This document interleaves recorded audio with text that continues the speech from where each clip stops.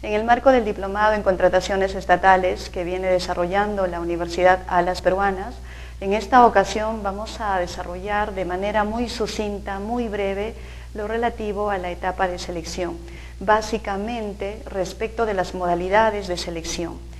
A manera de introducción, a efectos de poder ubicar el escenario en el cual nos vamos a desenvolver en esta ocasión, es importante mencionar que nuestra normativa de contrataciones públicas a la fecha regula el proceso de compras teniendo en cuenta tres grandes fases. En principio tenemos, como ya es de vuestro conocimiento, la fase de actos preparatorios o de programación, luego tenemos la etapa de selección y la tercera que viene a ser la etapa de ejecución contractual.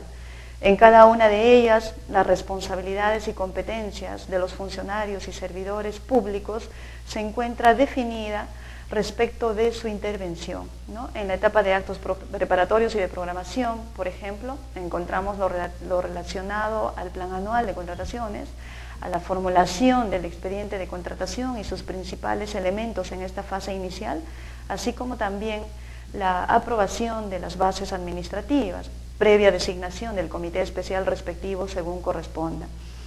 Seguidamente, con la convocatoria del proceso se iniciará la etapa selectiva, en donde, según se trate del tipo de proceso, se tendrán en consideración una serie de etapas, desde la convocatoria, registro de participantes, formulación y absolución de consultas, formulación y absolución de observaciones, hay una etapa de integración de bases, finalmente presentación, evaluación y buena pro, con el consiguiente consentimiento. Consentida o administrativamente firme la buena pro, entramos a la tercera fase que viene a ser la ejecución contractual, en donde con la suscripción del contrato se iniciará el despliegue de las obligaciones, tanto de parte de la entidad como de parte del contratista. Entonces, nosotros vamos a enfocarnos básicamente en la etapa de selección. Esta etapa de selección se inicia, como claramente se señala en la diapositiva, desde la convocatoria del proceso. Esto implica que ya se cuenta con bases administrativas aprobadas, ¿no? Cada una de ellas visadas en su integridad, y las mismas pues van a ser registradas en el sistema electrónico de contrataciones. Toda convocatoria actualmente se realiza a través del sistema electrónico de contrataciones del Estado, y cuando corresponda también en la etapa de convocatoria es importante registrar el resumen ejecutivo. Este proceso tendrá duración hasta que se otorgue la buena pro y quede consentida esta, ¿no? O administrativamente firme. ¿Cómo podemos definir los procesos de selección? ¿Qué entendemos por procesos de selección en principio? Sobre este punto es importante mencionar que los procesos de selección constituyen el conjunto de actos que se van a desarrollar de manera sucesiva y se inicia pues con la convocatoria del proceso y seguidamente se irán realizando una serie de actos según los tipos de procesos de selección, los cuales van a culminar de manera natural con la suscripción del contrato o el perfeccionamiento de este. En ocasiones, este proceso de selección puede concluir también cuando se cumplen otros supuestos. Por ejemplo, cuando se cancela el proceso de selección. La normativa también hace referencia a las causales específicas para cancelar un proceso de selección. Y obligatoriamente se tiene que dar hasta antes del otorgamiento de la buena pro. Una vez que se ha otorgado la buena pro, ya no es posible utilizar esta figura de cancelación. Las causales específicas son por caso fortuito o fuerza mayor, también cuando ha desaparecido la necesidad de la contratación o persiste la necesidad, sin embargo, no se cuenta con el presupuesto toda vez que éste ha sido destinado a otros fines, ¿no? Debidamente sustentados. Entonces, bajo ese escenario ya no es posible continuar con el proceso de selección, por lo cual el titular de la entidad o el funcionario competente declarará la cancelación del proceso sin perjuicio de devolver el derecho de inscripción a todos aquellos que se hayan registrado en el proceso respectivo. La otra forma de conclusión de proceso de selección es cuando se deja sin efecto el otorgamiento de la buena pro, lo cual se da básicamente cuando una vez que el postor ganador ha quedado consentida su buena pro, este no ha sido citado por la entidad. Entonces, en esa ocasión, vencido el plazo, el contratista tiene, el postor ganador tiene toda la posibilidad de conminar a la entidad, notificar a la entidad para efectos de la suscripción. La acción de un proceso de selección es cuando se deja sin efecto el otorgamiento de la buena pro por causa imputable a la entidad. Esta situación se da básicamente cuando el postor ganador de la buena pro no es citado por parte de la entidad para efectos de la suscripción del contrato. Entonces, en estas situaciones, el postor ganador es el que cursa la citación a la entidad y le da un plazo para efectos de la suscripción, de manera tal que si vencido ese plazo la entidad no suscribe el contrato, entonces uno de los efectos será solicitar que se deje sin efecto el otorgamiento de la buena pro, valga la redundancia, ¿no? La tercera forma de culminar un proceso de selección se da básicamente cuando no se suscribe el contrato, ya sea por recorte presupuestal, por norma expresa o porque ha desaparecido la necesidad debidamente acreditada. Entonces, estas circunstancias pues motivarán que la entidad no suscriba el contrato con el postor ganador. Sobre los tipos de procesos de selección, nuestra normativa también viene regulando 4 clases de procesos, que en principio tenemos las adjudicaciones de menor cuantía, adjudicaciones directas, que pueden ser públicas o selectivas, los concursos públicos y las licitaciones públicas.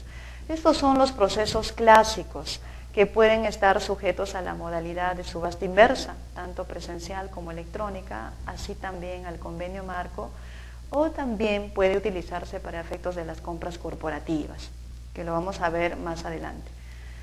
Los montos para los procesos de selección se determinan todos los años, ¿no? Estos montos vienen básicamente definidos en la ley de presupuesto de cada año fiscal, de cada ejercicio fiscal. Como bien recordarán, la forma de determinar un proceso de selección es considerando por un lado el monto, ¿no? Y por otro lado el objeto de contratación. Entonces, así tendremos, por ejemplo, para efectos de la licitación pública, se convoca para temas relativos a obras, a bienes, suministros, en tanto que los concursos públicos se convocan para servicios. Las adjudicaciones de menor cuantía, ADS y ADP, se convocan indistintamente para bienes, servicios u obras. En estos últimos casos solamente, ¿no? Tanto ADS, ADP como menores cuantías, solamente se considera los montos a que hace referencia la ley de presupuesto. En la diapositiva, de acuerdo a la ley de presupuesto para este año, pueden observar que la licitación pública corresponde, por ejemplo, a contrataciones con valor referencial mayor o igual a 400.000 soles, ¿no? Si tenemos, por ejemplo, la adquisición de motocicletas para las dependencias de la entidad con un valor referencial mayor a 600.000 soles, tendríamos que convocar una licitación pública. En el caso de obras, el monto que establece la ley de presupuesto todavía es mayor, ¿no? Es mayor o igual a 1.800.000 soles. Estos rangos debe tenerlos en consideración el órgano encargado de contrataciones a efectos de definir el tipo de proceso en la formulación del expediente de contratación. Ese es el momento en donde se define el tipo de proceso, entre otros aspectos esenciales. Mientras tanto que las menores cuantías para bienes y servicios van pues desde montos superiores a las 3 UITs, es decir, desde los 10.950 hasta los 40.000 soles. ¿Correcto? En el caso de las obras, desde 10.950 para arriba, ¿no? Mayor a 10.950 y menor a 180.000 soles. Entonces, es este cuadro de montos que debe considerarse para efectos de la determinación del tipo de proceso. En los procesos clásicos es importante mencionar que cada uno de ellos tiene sus propias particularidades, sus propias peculiaridades. En ocasiones el plazo es más breve, en otros es más amplio, con etapas totalmente diferenciadas, como viene a ser, por ejemplo, el tema de licitaciones y concursos públicos. En estos procesos, por excelencia, las etapas son mucho más amplias y están identificadas una tras otra, ¿no? Y así tendremos, por ejemplo, que entre la convocatoria y presentación de propuestas en una licitación y un concurso público deben mediar por lo menos 22 días hábiles, ¿no? Este es el periodo mínimo, 22 días hábiles. Si ustedes analizan este tiempo en días naturales, estamos hablando aproximadamente de un mes solamente entre convocatoria y presentación de propuestas. En términos naturales, porque antes de la presentación de propuestas también puede darse una situación que denominamos la elevación de actuados por observaciones a las bases, lo cual puede dilatar todavía mucho más el proceso. Y adjudicada la buena pro, también tenemos que esperar un tiempo prudencial para efectos del consentimiento de la buena pro, Este tiempo ya lo ha establecido la ley según el tipo de proceso también. Si es una licitación pública o concurso público y hay más de un postor, tenemos que esperar 8 días hábiles, ¿no? Con lo cual los procesos de licitaciones y concursos públicos pues vienen a ser los más amplios, ¿correcto? En el caso de las menores cuantías, el proceso es más breve, hay etapas mínimas, ¿no? Al igual que en las ADS y adjudicación directa pública, en donde las etapas están, en algunas ocasiones son juntas, se desarrollan de manera conjunta, ¿no? Como vamos a ver a continuación. Acá solamente destacar que en la fase selectiva los plazos se contabilizan en días hábiles y nuestra normativa básicamente regula con bastante detalle y precisión en la etapa, cómo se realiza, por ejemplo, una convocatoria, cómo se realiza el registro de participantes, ¿no? Los lineamientos están dados para cada una de estas etapas. Entonces el comité especial tiene bastante apoyo normativo para el desarrollo del mismo, ¿no? De igual manera, el sistema electrónico de contrataciones del Estado nos permite, pues, convocar estos procesos siguiendo las etapas mínimas para cada una de ellas, ¿no? Conteniendo los plazos mínimos, en todo caso, para cada una de ellas. A continuación vamos a ver, por ejemplo, en el caso de menores cuantías de bienes y servicios. Las etapas son, desde la convocatoria tenemos al día siguiente el registro de participantes, presentación de propuestas, evaluación de las mismas y otorgamiento de la buena pro. Entre la convocatoria y presentación de propuestas el plazo es breve, son 2 días hábiles, en tanto que la norma también exige que la presentación de propuestas debe realizarse en un periodo no menor a 4 horas y el registro de participantes comienza al día siguiente de la convocatoria hasta 1 minuto antes de la presentación de propuestas, ¿no? Son plazos bastante breves, con etapas bastante reducidas. Para bienes y servicios no hay una etapa de consultas y observaciones, como sí hay en el proceso de menores cuantías para obras, y en donde también los plazos son más amplios, como podemos observar. Tenemos aquí, por ejemplo, que entre la convocatoria y presentación de propuestas en menores cuantías para obras debe mediar como mínimo 6 días hábiles, ¿correcto? Y luego de la convocatoria comienza el registro de participantes, también las consultas y observaciones, se absolverán en el plazo máximo de 2 días hábiles para seguidamente establecer la fecha de presentación de propuestas, que en menores cuantías, dicho sea de paso, siempre es en acto privado, ¿no? La evaluación y otorgamiento de la buena pro. Respecto de los plazos de adjudicaciones directas, sean públicas o selectivas, también la normativa reduce los plazos y tenemos que entre la convocatoria y presentación de propuestas debe mediar como mínimo 10 días hábiles, ¿no? A diferencia de una menor cuantía que es de 2 días hábiles para bienes y servicios, aquí en adjudicaciones directas es de 10 días hábiles. Y hay etapas relacionadas al registro de participantes, luego tenemos consultas y observaciones, ¿no? En unos procesos de adjudicaciones directas, la recepción de consultas se debe realizar en un periodo mínimo de 3 días hábiles, tanto consultas y observaciones de manera conjunta. Y la absolución, también de manera conjunta, de consultas y observaciones se debe desarrollar en un plazo máximo de 3 días hábiles.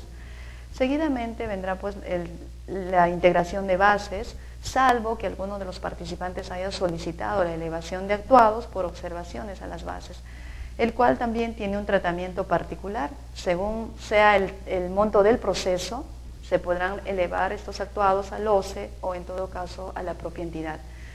Tal es así que si el valor referencial del proceso no supera las 300 UITs, estas directamente se elevan al titular de la entidad, previo pago de la tasa correspondiente, establecida en el TUPA de la entidad, ¿no? En tanto que si supera este monto, si es mayor a 300 UITs, que es aproximadamente 1.095.000 soles, entonces tendrá que pagarse la tasa en el OCE, ¿no? Y a su vez solicitarse la remisión de actuados al OCE, para que este ente rector se pronuncie de manera imparcial respecto de todas las actuaciones que se vienen realizando hasta ese momento. Emitido el pronunciamiento, el comité especial tiene 2 días hábiles para integrar estas bases y luego de la integración, dentro de los 3 días hábiles como mínimo, debe llevarse a cabo la presentación de propuestas. Si es una ADP, será en acto público, en tanto que si es una ADS, en acto privado, ¿no es cierto? Seguidamente viene la etapa de evaluación de propuestas y finalmente el otorgamiento de la buena pro. En el caso de que hubiera más de un postor, tenemos que esperar en adjudicaciones directas y de menor cuantía 5 días hábiles como mínimo. Si vencido ese plazo no se presentan recursos de apelación, queda consentida la buena pro y ya desde allí el órgano encargado de las contrataciones asumirá competencia para efectos de la suscripción del contrato. Respecto de las licitaciones y concursos públicos, como ya hemos venido adelantando, entre la convocatoria y presentación de propuestas debe mediar como mínimo 22 días hábiles. Aquí los plazos son más extensos para cada una de estas etapas, ¿no? De manera tal que, por ejemplo, respecto de las consultas, se reciben en un plazo mínimo de 5 días hábiles y se absuelven también en un plazo máximo de 5 días hábiles.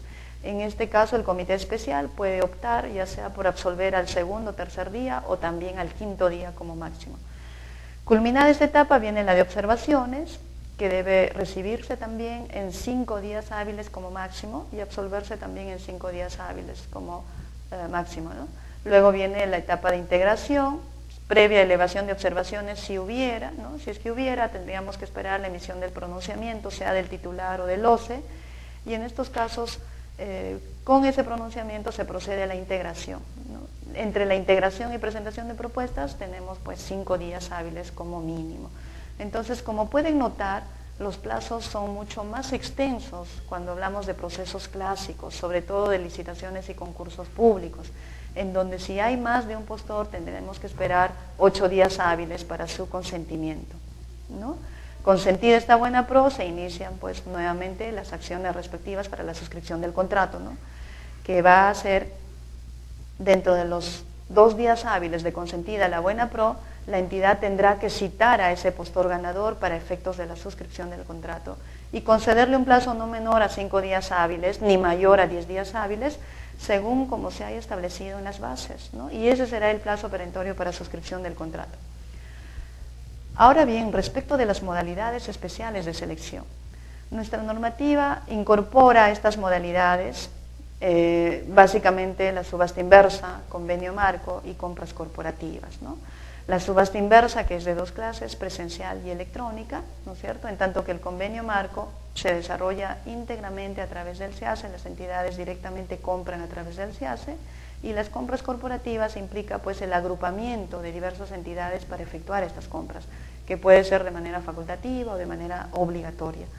A continuación vamos a desarrollar los aspectos más resaltantes de cada uno de ellos. En cuanto a la subasta inversa, en principio es muy importante señalar la base legal, ¿no?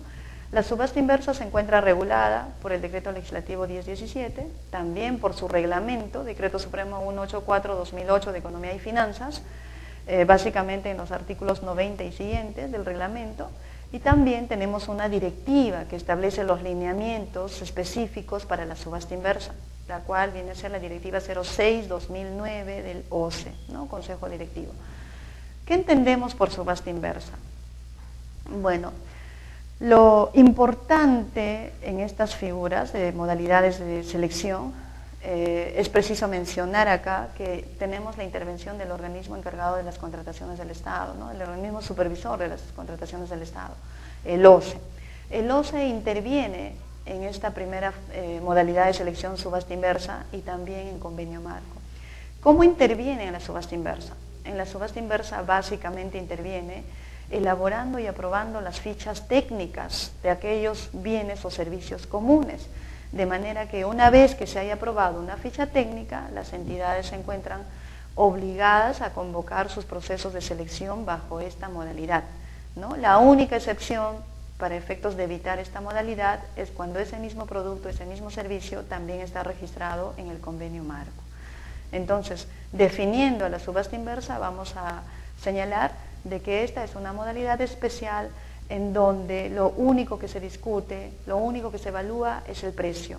En esta modalidad no se evalúa la propuesta técnica, no se establecen factores de evaluación y por ende no hay etapas de consultas ni etapas de observaciones, menos de integración, ¿no? Aquí el proceso se reduce, los plazos son más breves, en donde, como les menciono, lo único que se evalúa es el precio, ¿no? Es decir, quién da menos para otorgarle la buena pro, ¿correcto?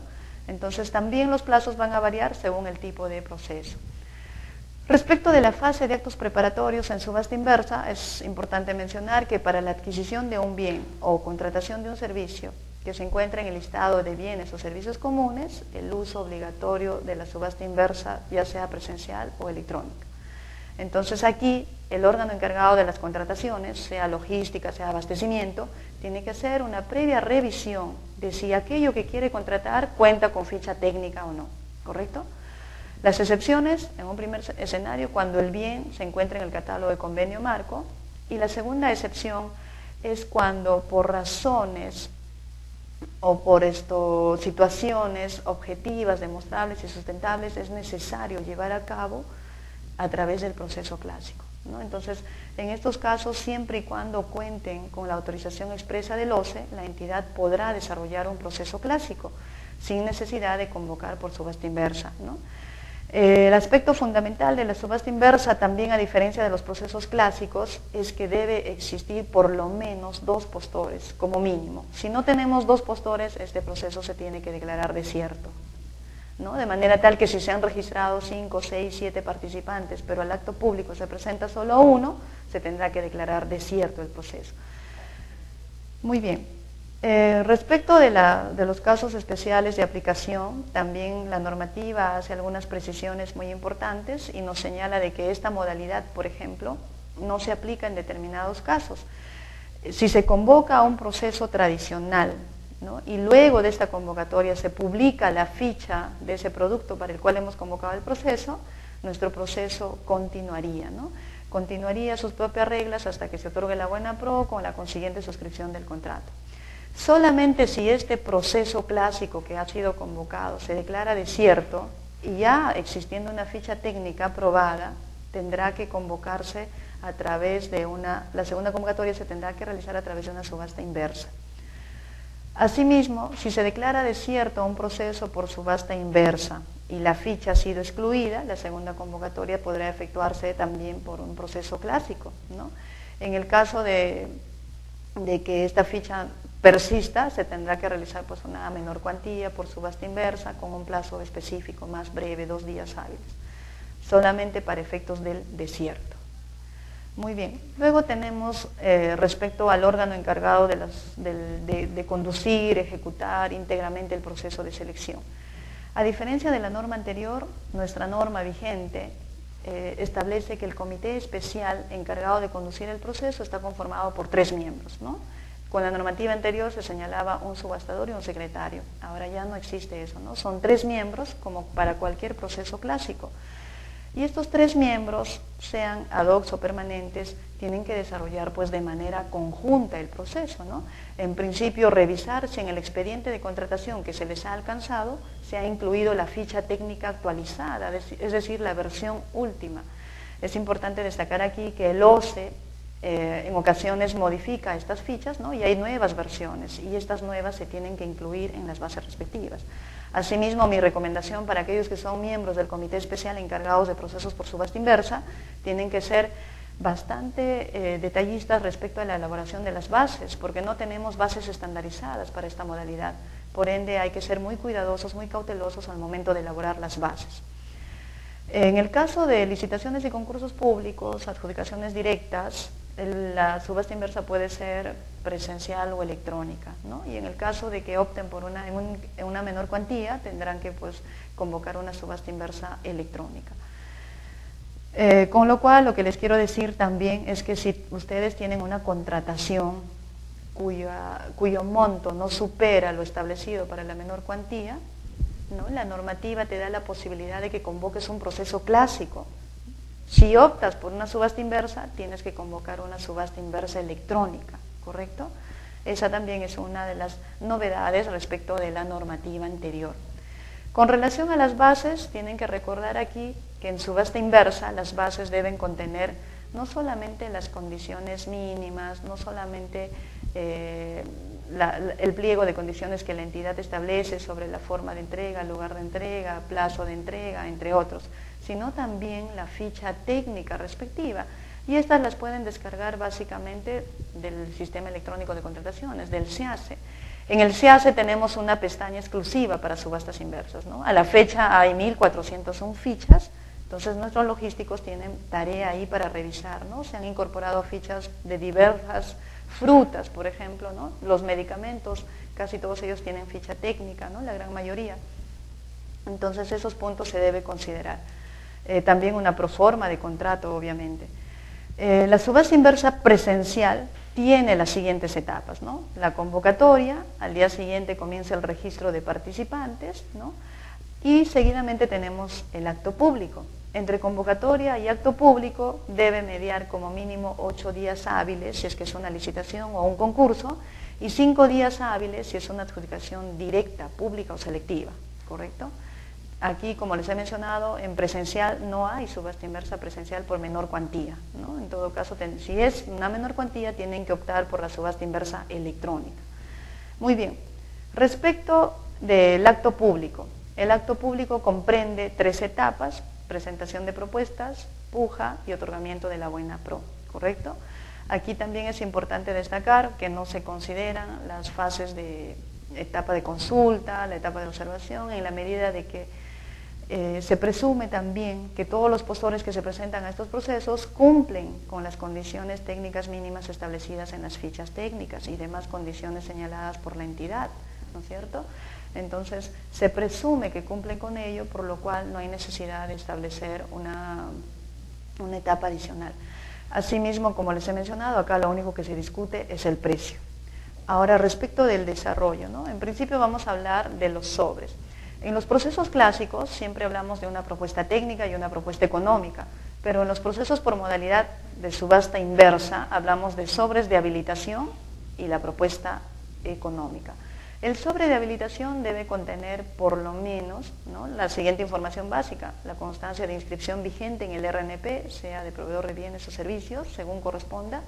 También la declaración jurada de acuerdo al artículo 42 del reglamento, en donde va a declarar, pues, entre otros, que conoce, se sujeta a las bases, ¿no?, se somete a las condiciones allí establecidas, conoce las sanciones, entre otros.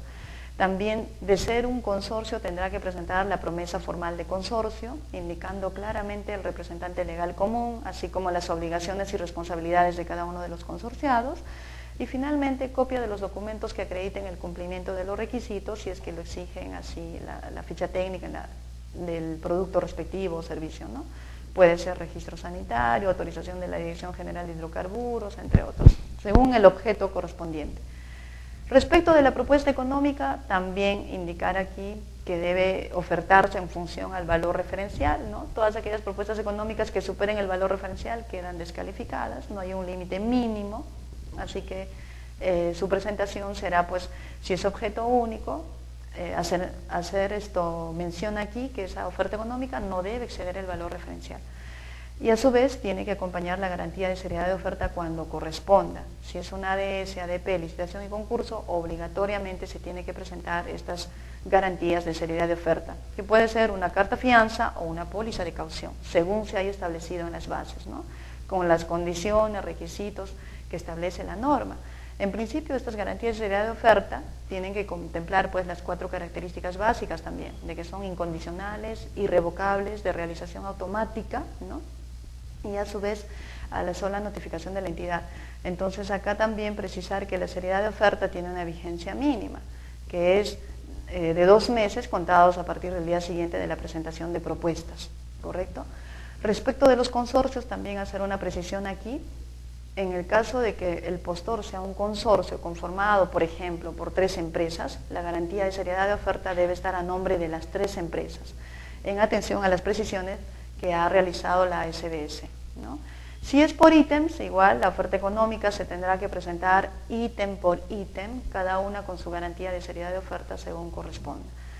Muy bien, el desarrollo del acto público. En subasta inversa básicamente se debe hacer una breve introducción, ¿no? En la hora fijada, en la fecha programada, de manera puntual, se debe hacer una breve introducción sobre el desarrollo de este proceso, haciendo referencia a unos alcances generales del objeto de contratación, y a su vez en este momento se puede formular preguntas de parte de aquellos participantes, ¿no? Aquellos postores que se hayan presentado en este momento tienen la posibilidad de formular preguntas y el comité especial de inmediato las tendrá que absolver. Con ello se inicia la presentación de propuestas, ¿no?, de manera tal que con las respuestas dadas, las respuestas brindadas, los postores que se encuentren de acuerdo presentarán sus propuestas, ¿no? Por un lado su sobre de habilitación y su propuesta económica, ambos en sobre cerrado. de manera tal que luego se desarrolla pues la apertura de propuestas. En principio se tendrá que admitir según cumplan o no con los requerimientos técnicos mínimos, y una vez admitidas se abren las económicas, ¿no? Respecto de las ofertas económicas se tiene que ir ordenando del monto menor al monto mayor, ¿no? La oferta más baja al monto más alto, para luego efectuar una clasificación de propuestas, ¿no? Y acá encontramos un aspecto muy interesante en subasta inversa. No todos los postores en principio pueden participar en la puja, porque hay una etapa previa de clasificación de propuestas.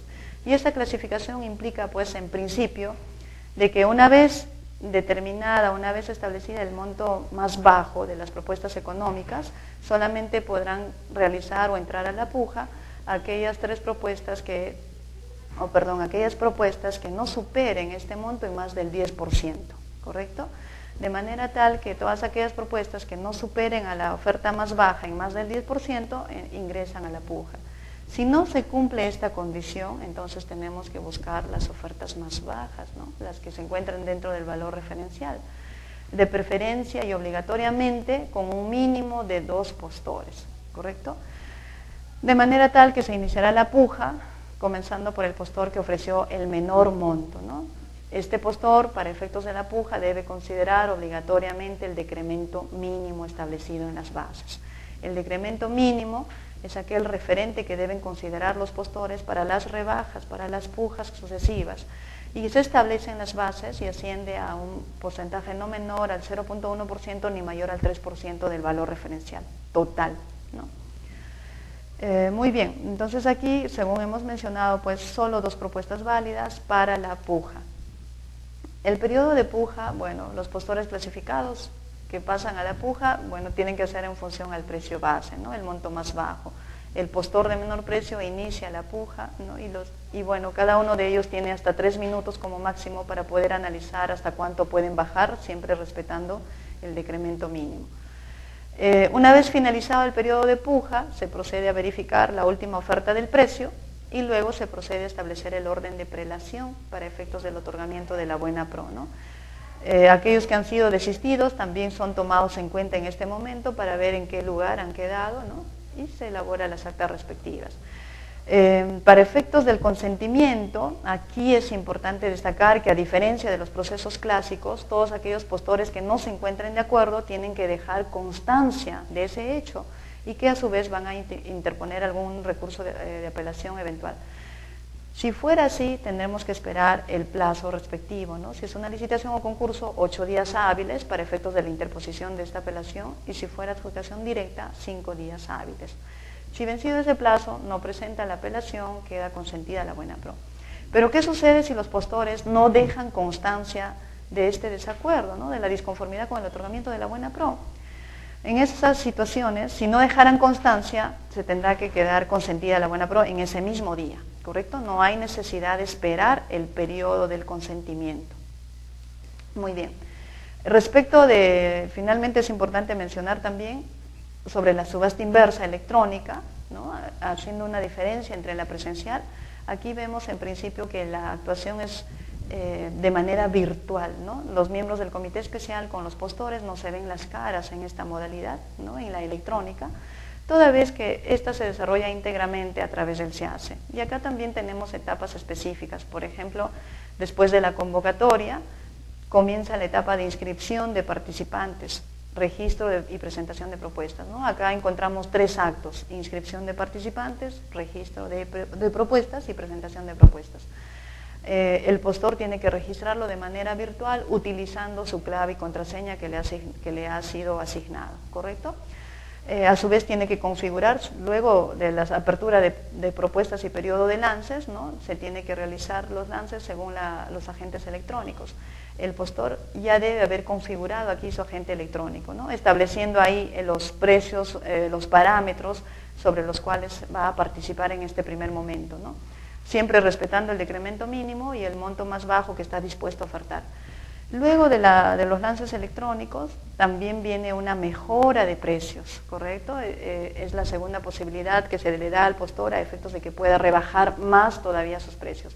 Entonces aquí hay una mejora de precios, el sistema comunica sobre esto antes del cierre comunica, envía un aviso indicando de que aleatoriamente de 1 a 30 minutos se cerrará el sistema, ¿correcto? Entonces ahí los postores tienen la posibilidad de ir mejorando precios. Y finalmente el otorgamiento de la buena pro. Esta última etapa lo tiene que desarrollar el comité especial previa revisión, previa verificación del cumplimiento de los requerimientos técnicos mínimos, ¿no? Tiene que revisar allí lo actuado en el sistema y si todo está conforme otorgará la buena pro, confirmará la buena pro. Caso contrario tendrá que descalificar a aquellos que no han participado, correctamente, ¿no? Registrando de repente la totalidad de documentos, entre otros. Aquí hacer mención también que entre licitación pública, concurso público, convocatoria y presentación de propuestas debe mediar 8 días hábiles. En ADS, ADP, entre convocatoria y presentación, o acto público, 5 días. Perdón, presentación de propuestas electrónicas, 5 días. Y en menores cuantías, entre convocatoria y presentación, ¿no? O sea, 2 días hábiles. Son periodos mínimos que se tienen que respetar en esta modalidad, ¿correcto? Con relación al convenio marco, también hace referencia que hay una disposición especial que regula esta figura, ¿no? En principio, decreto legislativo 1017, que viene a ser la ley de contrataciones, su reglamento, aprobado por decreto supremo 184 del 2008 de Economía y Finanzas, y la directiva que recientemente ha sido publicada en el mes de abril de este año, que viene a ser la directiva 02-2012 del OCE, ¿correcto? Entonces, esta viene a ser la base legal vigente. ¿En qué consiste el convenio marco? En el convenio marco tenemos la intervención activa a la fecha del OCE, ¿no? En principio Perú Compras se iba a encargar de esta modalidad, pero al no haber sido implementada, el OCE ha asumido esta labor, de manera tal que es el OCE el que desarrolla la fase de selección. Pero la selección no es para hacer una contratación directa, sino para suscribir un convenio. Entonces, en atención a una convocatoria pública, ¿no? Se hace un proceso de selección para efectos de elegir a los proveedores respecto de un producto determinado, un servicio determinado, y una vez adjudicada la buena pro se suscribe un acuerdo, un convenio. Seguidamente se registrará la catalogación en el sistema electrónico para que ya desde ese momento las entidades públicas pues, puedan realizar de manera directa la contratación a través del SEACE, ¿no? Las entidades ya no tienen necesidad de llevar a cabo un proceso de selección, acá se puede notar el ahorro de horas hombre, el ahorro de costos, entre otros. Toda vez que directamente en el sistema, nuestros logísticos, personal de abastecimiento, tendrá que hacer un estudio en el catálogo y verificar y otorgar la buena prueba a la oferta que resulte más favorable, no necesariamente del monto más bajo, ¿no? Entonces, a la fecha tenemos convenios marco únicamente para útiles de oficina, más de 440 fichas producto se llama acá, y en el caso de pasajes aéreos, convenios suscritos con a la fecha Peruvian Airlines y también con LC Perú, ¿correcto? Entonces aquí, una vez que el producto se encuentra registrado, producto o servicio se encuentra registrado en el convenio, en el catálogo de convenio marco, las entidades tienen la obligación de realizar las compras respectivas, ¿no? Sobre los pasajes aéreos, el organismo supervisor de contrataciones ha expedido un comunicado precisando que estas vienen a ser facultativas, ¿no? Entonces, habrá que tomarse en consideración ese aspecto también. A manera de breve referencia, la etapa de actos preparatorios y selección lo desarrolla el OCE, ¿no? Muy sucintamente. Voy a mencionar de que en actos preparatorios el OCE hace un análisis de la demanda potencial, ¿no? Y determinación de estos bienes y servicios que van a ser materia de convenio marco, análisis de las posibilidades que ofrece el mercado, la viabilidad del convenio, tiene que analizarse pues lo relativo a la frecuencia, la alta demanda, entre otros, y finalmente elaborará y aprobará las bases, ¿no? Con esas bases se convoca el proceso, hay una licitación o concurso público, siguiendo todas las etapas establecidas para procesos clásicos, ¿no? Aquí el OCE es el que desarrolla el proceso. Se reciben propuestas y finalmente se suscribe el convenio. Si hubiera alguna desaveniencia, no sé, algún cuestionamiento, ¿no? Alguna controversia en esta etapa de selección que lleva el OCE, también se puede interponer recursos de apelación ante el Tribunal de Contrataciones, ¿correcto? Una vez que quede consentida, se catalogan los productos, se registran a los proveedores en este catálogo de convenio marco y ya desde allí comienza pues la intervención de entidades públicas, ¿no? Las entidades públicas en función a ello tienen la obligación de emplear esta modalidad de convenio marco para comprar útiles de oficina, por ejemplo, monto mínimo 500 soles, ¿no? ¿Puede haber excepciones al uso del convenio marco? Sí, de repente en aquellas zonas geográficas donde no hay cobertura puede solicitarse, pero es importante sustentar ante el OCE, ¿no? y previa autorización del OCE podrían dejar de aplicar esta modalidad, al igual que la subasta inversa, ¿no? Recuerden, para evitar o tal vez convocar un proceso de selección clásico, es necesario contar con la autorización expresa del organismo supervisor de contrataciones del Estado. Muy bien, entonces acá tenemos que la orden de compra electrónica perfecciona el contrato, ¿no? Y es importante también precisar que en esta modalidad aquellos proveedores que tengan una deuda pendiente tienen toda la posibilidad de rechazar la atención, ¿no? Entonces es importante conocer ese detalle.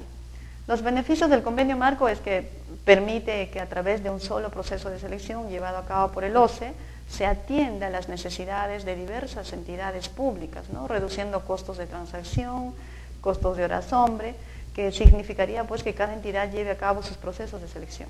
También las entidades compran directamente en el catálogo de convenio marco publicado en el SEACE con la simple emisión de la orden de compra, ¿no? Aquí ya no hay necesidad de suscribir contratos según las condiciones, formalidades, requisitos que establece la norma.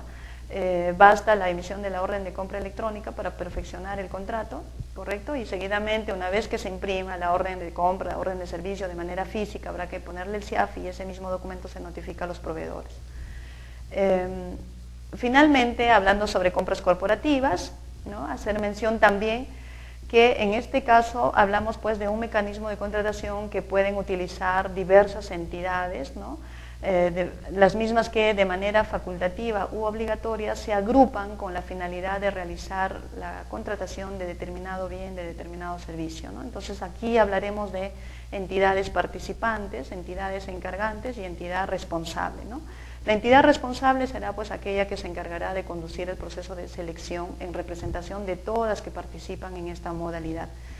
Está regulado en el Reglamento de Contrataciones del Estado, desde los artículos 80 al 85A, ¿no? Las clases son básicamente las siguientes: compras corporativas facultativas, en donde las entidades de manera facultativa se agrupan, se reúnen con la finalidad de llevar a cabo un solo proceso de selección, ¿no? En estos casos será necesario suscribir un convenio interinstitucional en donde se van a establecer primero qué entidades participan, quién va a ser la responsable de llevar a cabo el proceso, ¿no? Designar comité, aprobar bases, conducir el proceso, entre otros, y a su vez el tipo de producto o servicio para el cual se están reuniendo, ¿no es cierto? Con relación a las compras corporativas obligatorias, es importante precisar que se requiere de una norma expresa, ¿no? Una norma especial, un decreto supremo, en donde se indica que obligatoriamente determinados bienes o servicios deben realizarse de manera conjunta, ¿no? Es decir, la contratación de los mismos debe realizarse de manera obligatoria en forma agrupada, ¿no? Se establecen las entidades obligadas a participar en estas compras corporativas obligatorias, así también los bienes o servicios. Por ejemplo, ahora tenemos estas compras corporativas obligatorias para efectos de medicamentos. Con relación a otras compras corporativas, que es una de las clases de compras corporativas reguladas en el artículo 85A, ¿no? Fue incorporada en el año 2011, en donde se establece que las entidades de gobierno nacional que establezcan políticas públicas y o sectoriales tienen la posibilidad de establecer pues, la realización de compras conjuntas, ¿no? En principio es importante de que se expida una resolución del titular de la entidad aprobando la relación de bienes y servicios que van a ser materia de contratación conjunta. Y estas resoluciones deben ser a su vez hechas de conocimiento tanto al Ministerio de Economía y Finanzas, así como también del organismo supervisor de contrataciones. En esencia, las compras corporativas implican una mejora del sistema clásico de contratación, ¿no? Supone también la reducción de esfuerzos para lograr ahorro de costo y por ende mayor eficiencia en la contratación, y busca aprovechar las ventajas de la economía de escala, ¿no? Mayor cantidad de compra, menor será el precio, ¿no es cierto? También constituye una gestión estratégica de abastecimiento, ¿no? Promueve la agregación de la demanda de bienes y servicios homogéneos que las entidades prevén necesitar para un periodo determinado, adquiridas a través de una sola operación. Con ello terminamos esta parte, ¿no? Relativa a modalidades especiales de selección, con lo cual agradezco mucho su tiempo y su atención para este material. Muchas gracias.